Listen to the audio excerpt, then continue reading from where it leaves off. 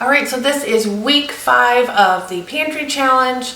So tonight we are going to be making some Parmesan crusted pork chops. This recipe, the picture looks amazing and it's really making me hungry, so we are going to get started.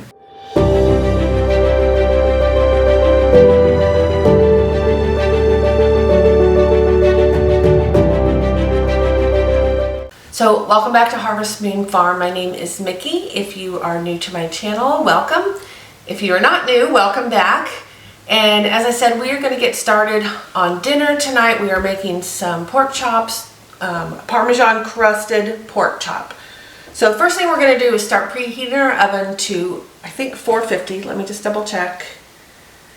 Yes, we're going to preheat this to 450. So I've got the oven preheating.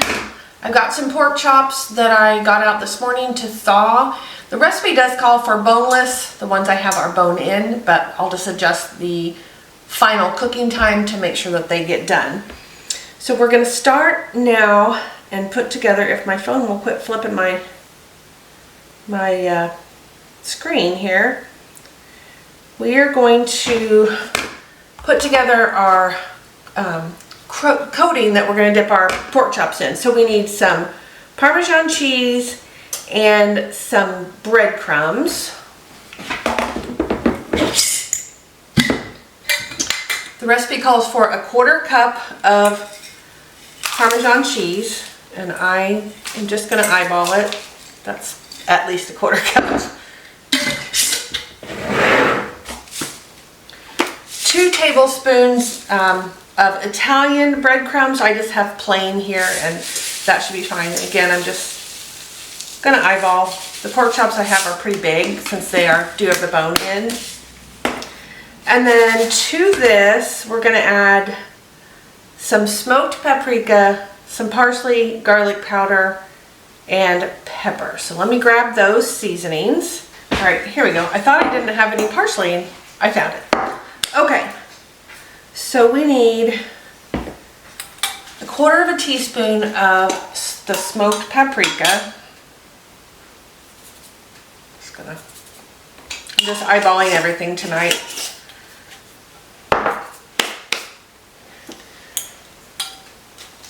A teaspoon of dried parsley.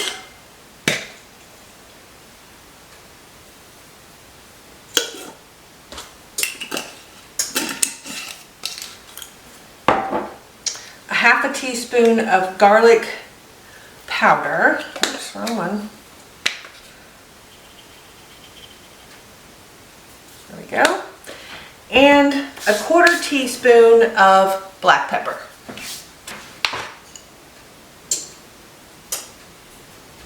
So I'm just going to mix all this together.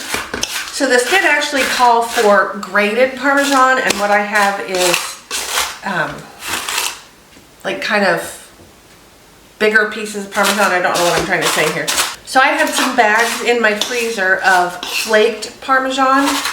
So it's not really shredded or grated. But I freeze dried some a while back, and I'm just going to use the fork to kind of smash it down just a little bit. It doesn't have to be small. I've got a little bit of oil in a little more.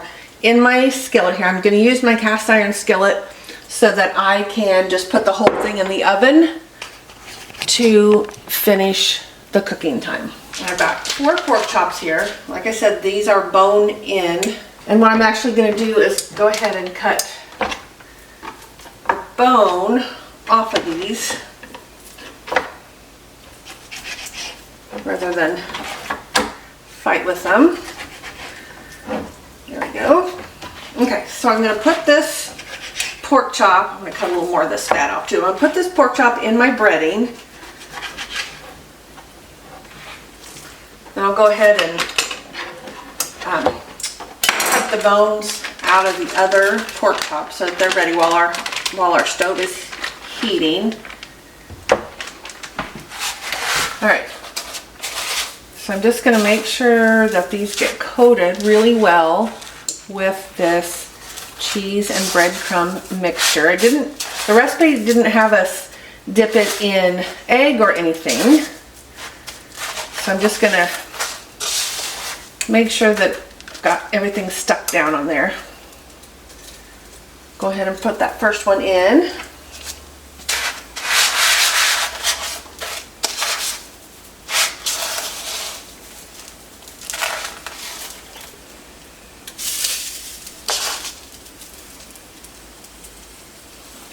All right, last one here. Let's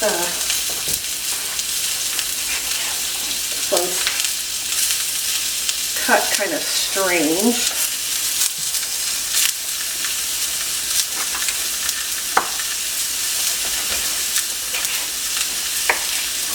There we go.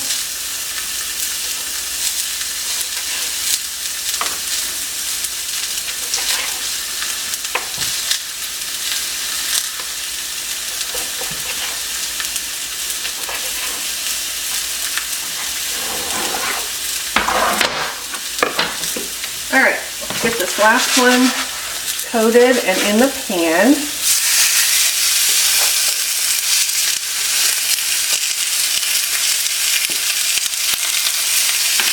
All right, I'm gonna add a little more oil to these so they don't burn. And we're just gonna cook this a couple of minutes on each side.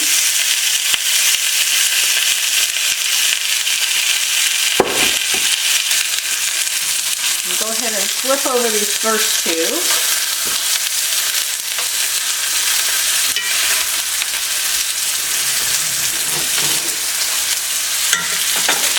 We'll let these other two cook a little bit longer on this first side, and then I'll flip those over. And then we're going to put them in our oven for about 10 minutes.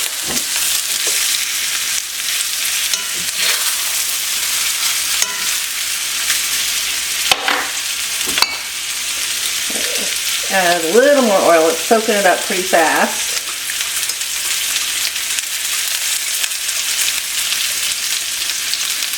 There we go. So we're going to let these cook about 2 minutes. Then I'm going to stick it in the oven.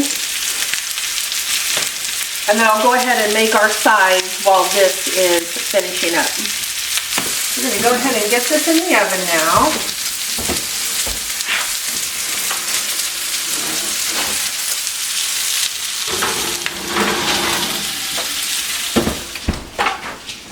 Let that go for 10 minutes. We're going to have some potatoes. Sweet potatoes would be amazing, except I don't have any. So I'm just going to brown up some of our potatoes that we have canned. Got some butter melted in my skillet. And then I've just got a jar of home canned corn that I am going to just stick in the microwave. I actually want to go ahead and salt and pepper my potatoes before I forget. A little salt in the corn.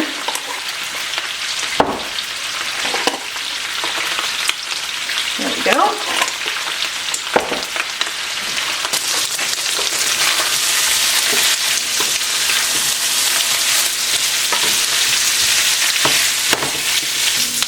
So when this goes off, I'm going to open the oven, and we just want to make sure that the pork chops look like they're finished cooking. Alright, let's pull these out and give them a look.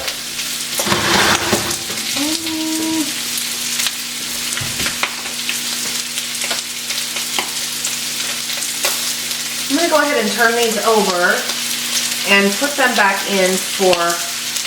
They look like they're mostly done. I'll put it back in for about 3 minutes.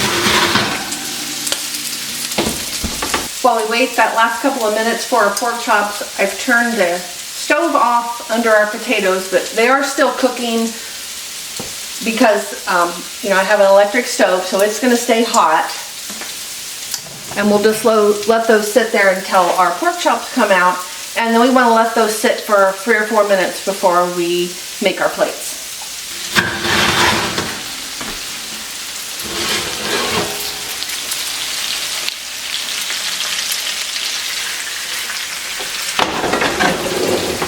Okay, everything is done. It smells really good. Potatoes are nice and have a nice crispy coating. So here you can see this one here. Delicious. So we're gonna go ahead and eat our dinner, and I'll be back when we do the next meal. So I decided to make up a dozen of our pre-made chocolate chip cookies, and we will have those for dessert. So I have not been very good this year on the Pantry Challenge. And I went to the doctor a couple days ago, and my blood sugar and my A1C are nowhere near where they should be. So I am going to take today, and I'm going to prep a bunch of things for meals for this week so that they're in the refrigerator ready, so that I don't come home late and decide I'm just going to go through a drive-thru, because that's what's been happening. I've been really tired, which when I saw what my blood sugar results were, that explains it. But I was inadvertently making it worse by not eating the way that I should. So I've got some chicken here. These are leg quarters. Oh, they're not quite thawed. I've had them in the fridge overnight. I have to put these in the microwave for a minute. I typically prefer breast meat, but if I thaw these out and cook them and then just pull the meat off the bone, because that's part of the reason I don't like fighting with the bones. So what I'm going to do is go ahead and cook these all and let them cool, pull the meat off the bone, and then I can use them for whatever recipes I want. For tonight's dinner, I'm going to make us a nice chicken salad. I've got my last bag of my pounded breaded chicken that we did together in the fall. So I'm going to cook that. That'll give us dinner tonight and probably give me something for lunch tomorrow. If you were watching when I made my ceviche, you know that I couldn't find any lime juice. Well, I found my lime juice, 3 of them, and my chili sauce in a cabinet where I don't remember putting them there. I don't know why they were there. That's not where they went, but I'm glad I found them. So the lime juice will be used tonight when I make the dressing for this chicken salad. All right, so I've got 2, 4, 6, I've got 8 leg quarters here. I'm preheating my oven, and then we'll get those in and get them cooking. I also have some ground beef here, and then I've got a bunch of different freeze-dried veggies that I'm going to add. I've got some veggies in the fridge, and I've got some veggies in the freezer that we're going to use. I just want to try and add as many vegetables as I can to the things that I'm eating, so that this will help with my blood sugar. So I've got an onion here. I'm going to go ahead and get that peeled and chopped, and then I'll have it in this bowl. Everything else I'll just open up or chop up as it's needed, because I've got to let that chicken cook and cool before I can do anything else with it. And I've also got to let that ground beef thaw a little bit more. So I'll go ahead and get the onion chopped so that I have time to stop crying before I'm ready to move on with the rest of the recipes. And I'll add this skin and ends to the bag that I have in the freezer for making stock.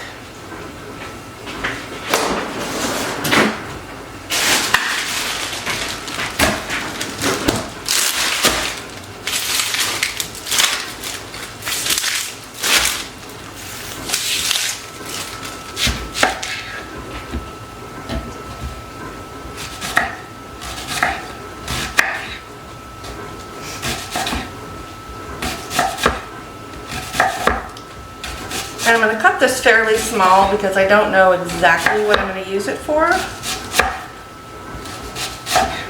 Because most of this is just kind of, I'm just going to make it up as I go.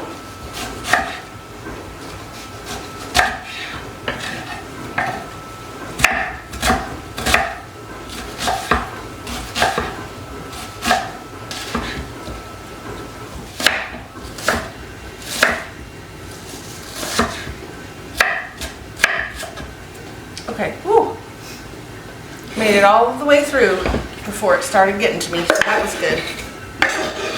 So I'm gonna have this onion in here, and we'll use it for a few different recipes.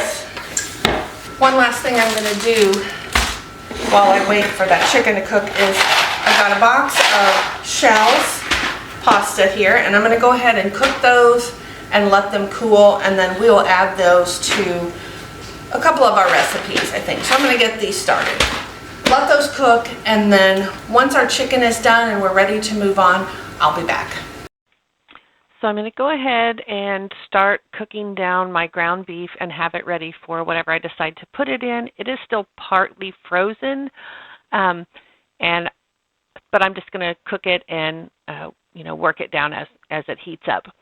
I did switch to a voiceover because the day that I was recording this was the Super Bowl game, and so my husband was watching all of the pre-game activities, and so I didn't want the TV in the background to be such a distraction. So now my hamburger is mostly cooked. There might still be a little bit of pink in there, but I'm going to go ahead now and add some garlic, and I'm going to add some of that onion that I chopped up, and I'm going to let that all cook together and get those flavors all blended. Once I have that all mixed in there and cooking down, I did add a little bit of salt and pepper, and now I'm just going to start adding things that I think sound good. So I've added there half a quart jar of some home canned tomatoes.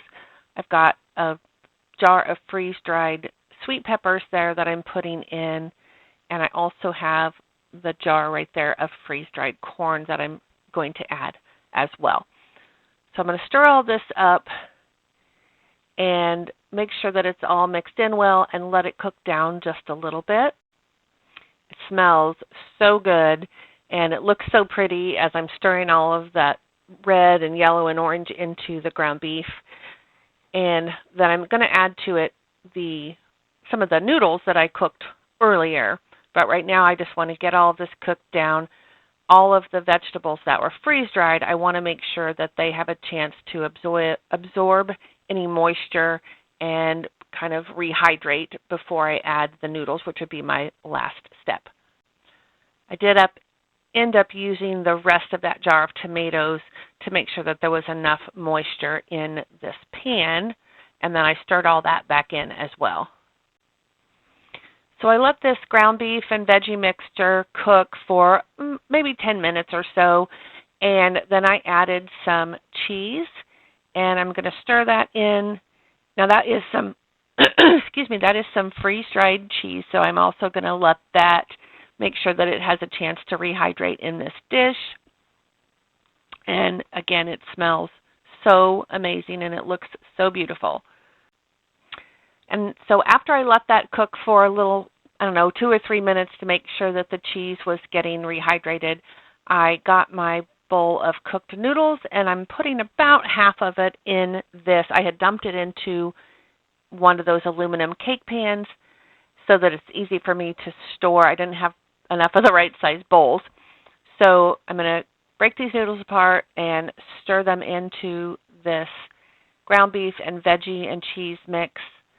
And then I will put it, once it's cool, it'll go into the refrigerator so that we'll have it for 1 or 2 days during this week. So dinner casserole number 1 is complete, and I've got it sitting ready, waiting to cool. And now I'm going to work on my chicken. So the chicken is all done cooking. It's cooled, and now I'm going to get to work pulling all the meat off of the bones and the skin and making sure that I get just the nice tender pieces of chicken that I can add to another dish. So this next dish that I'm making is a variation on one that I used to make several years ago. I haven't made it for a long time, but I'm going to start out with some of our chopped onion, and I'm going to go ahead and put some garlic in there, and then I'm going to add a little bit of butter, and we're going to let that cook down a little bit. So this was a jar of tomato, onion, and garlic, just all like blendered down smooth into a sauce, and I added that. Next, I'm going to add some rice to this pan, and this is just instant rice, and I'm not measuring. I very rarely measure when I'm making things up like this. So I'm just putting some in here. This is what's going to be the kind of the filler for this dish. And so I'm stirring it into the sauce and onion and garlic, and I'm just going to let that cook for a little while until our rice is pretty well done. To this mix now I'm going to add some cheese, so I'm just adding the rest of my freeze-dried cheddar that I had, and I'm going to stir that in and let it rehydrate and melt. Last, I'm going to go ahead and pour in a little bit of salsa. And so this is obviously a Mexican-inspired dish. Okay, so then now I'm going to take my bowl of chicken that I had taken off the bone, and I'm going to tear it into a little bit smaller pieces, and I'm going to add it to this. I'm going to use about half this bowl, and I'm going to stir all that into my rice and cheese and sauce mixture, and we're going to let that cook for just a little bit.